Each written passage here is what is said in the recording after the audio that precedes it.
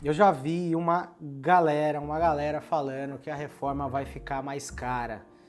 E será que vai ficar? Eu tenho certeza que vai ficar mais cara, desde que você não invista em conformidade. A ideia de ficar mais cara a reforma tributária, ela só vai se tornar uma realidade a partir do momento em que você não faz a lição de casa. E o que é a lição de casa? Respeitar um dos princípios norteadores da reforma tributária, que é o quê? O princípio da não cumulatividade plena. Em outras palavras, o que isso significa? Se hoje você tem o seu negócio, vamos supor, Alex, hoje você tem aqui a sua empresa, você comprou todo o seu maquinário aqui, você gastou 20 mil reais de máquina, você se creditou de algum imposto que você comprou essas máquinas? Não. Então, muito provavelmente não. Então, a partir da reforma tributária, a depender do regime que você se encontra e no formato que as coisas possam andar para o seu negócio, o crédito que vai existir na sua operação, ele já não é mais um ideal fictício, mas se eu pudesse me creditar. Hoje essa pergunta ela é válida. Poxa, se eu pudesse me creditar, será que eu posso, será que eu não posso? Porque de fato a gente tem uma não cumulatividade que ela é parcial.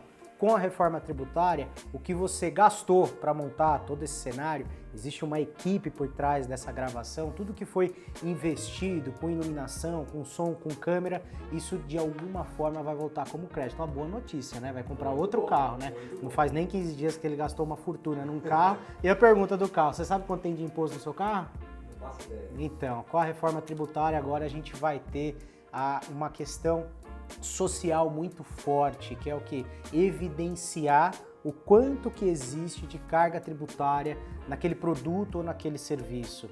Então, quando eu trago das sombras para essa verdade absoluta, olha, dentro de uma operação aqui de 100 mil reais, você tem uma parcela de, por exemplo, 12 mil reais, 20 mil reais, 30 mil reais de imposto. É óbvio que ninguém gosta, né? A ideia de ver isso destacado não é algo que vai deixar a gente mais confortável. Mas pelo menos você vai saber qual que é o teto, até onde você está indo, porque hoje a gente não sabe.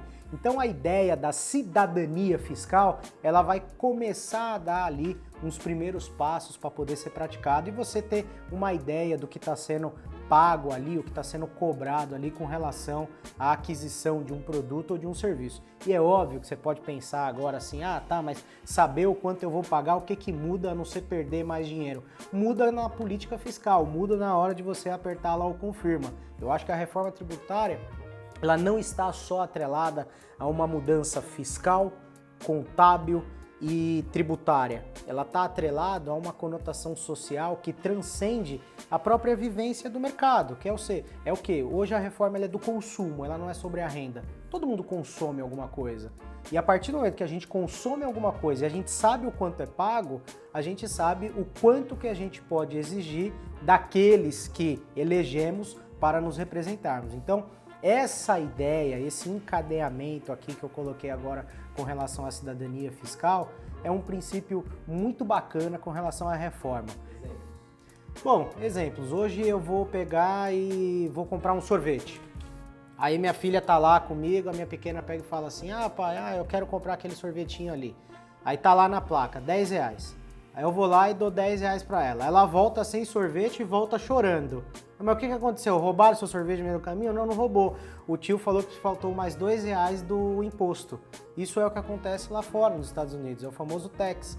Então, a cidadania fiscal é criar na cabeça da população, do cidadão, a ideia de que existe o preço do produto, então essa máquina tem um custo, só que tem aqui uma parcela do imposto. Então, olha, o computador custou 5 mil reais, ou no exemplo do sorvete custou 10, beleza, isso é o que o sorvete custa. O imposto, ele custa 2 reais a mais, por exemplo, aí, e se não levar os 2 reais, não tem sorvete. Então o meu gasto foi de 12. Dentro de uma perspectiva como consumidor final foi 12.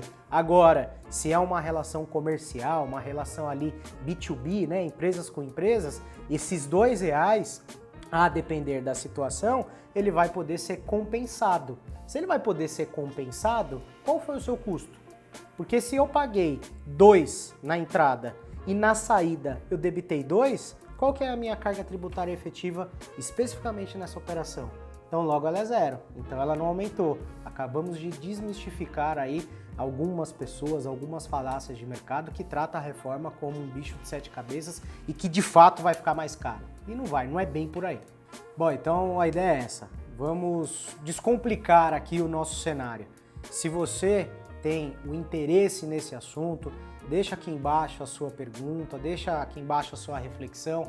De novo, a ideia nesse primeiro conteúdo é tratar de uma forma mais generalista, aquele intelectual que possa ver esse conteúdo e falar, mas esse advogado, esse consultor deixou de falar isso ou aquilo, então eu já estou fazendo a ressalva. A ideia aqui não é tratar esse canal ou esse conteúdo como uma instituição de ensino, e sim como uma percepção corporativa. O porquê é importante o assunto reforma tributária não está fechado às 7 chaves. Então aqui a gente vai tratar da reforma para o segmento da indústria, do comércio, do varejo, para o pequeno empresário, para aquele que é empresário e não tem nenhum tipo de formalização, não emite nota fiscal. Agora, o que ele vai precisar fazer para poder continuar com a atividade dele? E mais do que isso, hoje ele está no Simples Nacional.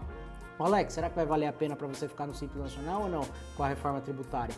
Então são esses tipos de reflexões que é a ideia que a gente traga para cá para poder desmistificar muita questão que está sendo criada aí. Eu já vi gente falando que vai poder tomar crédito do imposto seletivo e está na norma que não pode. Mais para frente a gente lê o artigo que está escrito isso daí, mas vai ter de tudo um pouco.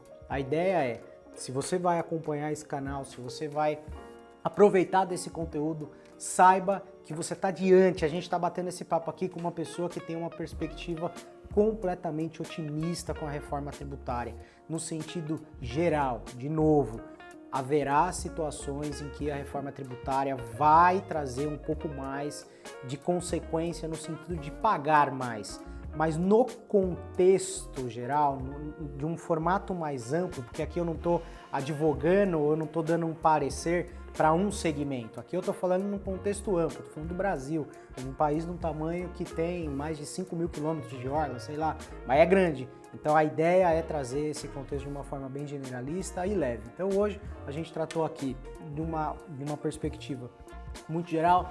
Reforma tributária vai passar por uma transição de 8 anos, começou agora no período teste de janeiro de 26, vai até meados de 33, a gente vai ter uma confusão que é manter o atual sistema junto com um novo sistema, mas a ideia é gerar esse conteúdo para que essas dúvidas elas possam ser mais amenas, menos dolorosas no dia a dia da prática aí do seu negócio. Acompanhe a gente, deixa aqui as suas perguntas, a ideia é a gente fazer esse bate-papo daqui para frente e segue a gente aí.